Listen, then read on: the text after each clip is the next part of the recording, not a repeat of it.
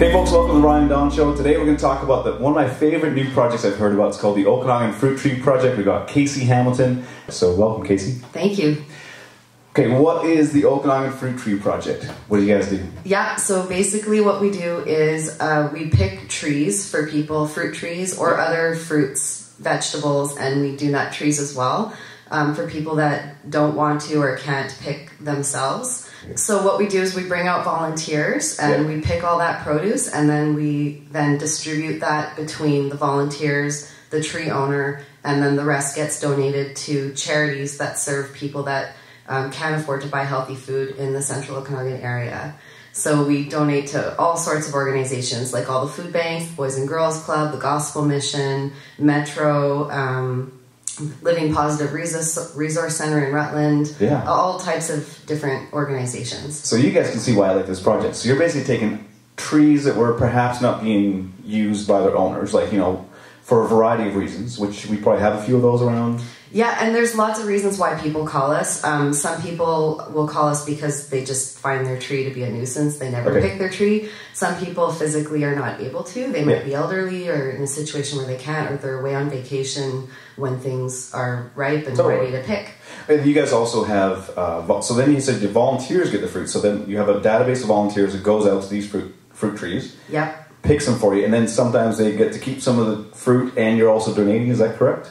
Every time they come out, they get to take some fruit or vegetables or whatever home with them. Yeah, that's a great reward for a volunteer to get. I'd say so. Yeah, it's a triple win. Everybody wins. Yeah. So the tree owner gets a chance to have somebody come and take care of and pick their fruit for them. The volunteer gets a chance to keep some fresh fruit for themselves, but they also know they're supporting local charity in the community that often have a tough time getting fresh fruit or fresh produce kind of thing. So. Exactly. Yeah, everyone feels it's such an awesome volunteer experience, and we purposely keep the experience. It's really laid back. It's really fun. Our volunteers are all ages, coming from different backgrounds. We have families that come and even bring like their toddlers or babies. Like, it's not a big deal.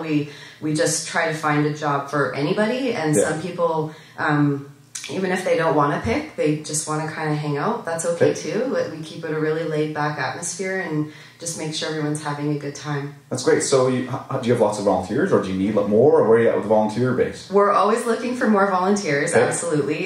We have some people that, sign up and then we haven't really seen them out yet, but well, they're busy in this Okanagan sun. Come on. Exactly. Well, and also it's timing and things like that. So we pick at different times of the day, and some people are working or, whatever their situation is. We're always looking for more volunteers. I think our list, we've got maybe about 230 people on our list so far. 230 people? Yeah, it's really grown a lot, but we're definitely, we need more people, absolutely. But I think it's because you're giving them a genuine reward and a tangible way. They know exactly what they're doing to help the community. Sometimes when you volunteer, you're not quite sure. You might be doing office paper for some organization, but that's a pretty tangible benefit for both the volunteer, the fruit tree owner, and again the charities you support. Well, and tangible because they get the food reward and that feeling of doing something really good for the community. But there's a lot of other benefits as well to volunteering with us. It's fresh air and exercise, which is really healthy. It's a great way to meet people that are like-minded. I've heard about the camaraderie that happens at these events.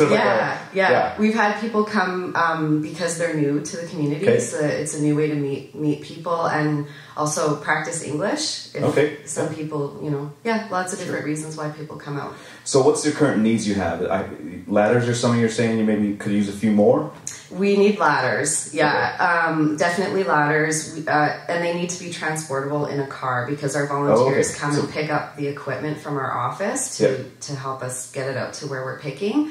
So 6 to 10 foot ladders, preferably tripod type ladders because those are the most safe to use. So you'll use both kinds, but if they have a we won't be picky at this point. And also step stools, which are much smaller little ladders. Also picking buckets.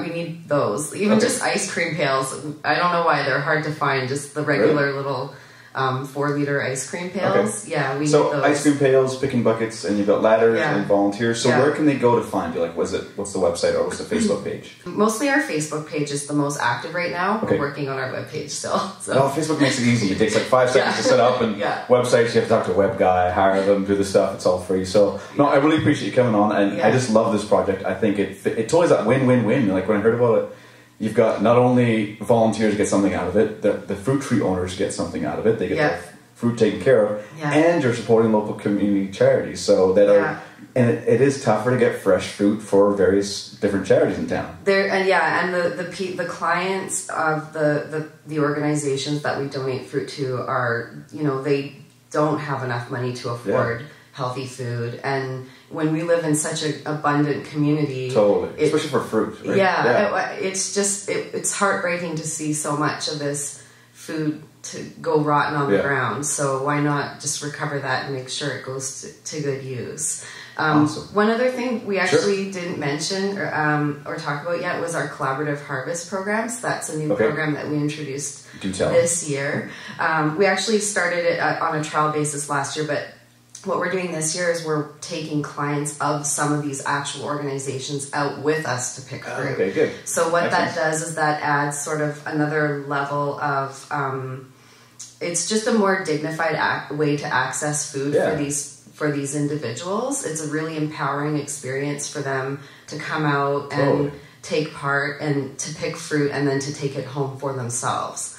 Yeah, so that makes sense. We're working with the Canadian Mental Health Association, Caris Society, and Cool Arts. Oh, good. Good. I love obviously, you're working with great societies that are helping do stuff. So I think, I don't know, round of applause, but whatever. It just, I love it. Like, I think it's the best project I've heard of. And I think I'm sure to get people volunteering. So just reach out to Casey and the team, kind of thing. And find out more on the website. And thanks again for coming in today. Thanks, Ryan. Okay, take care.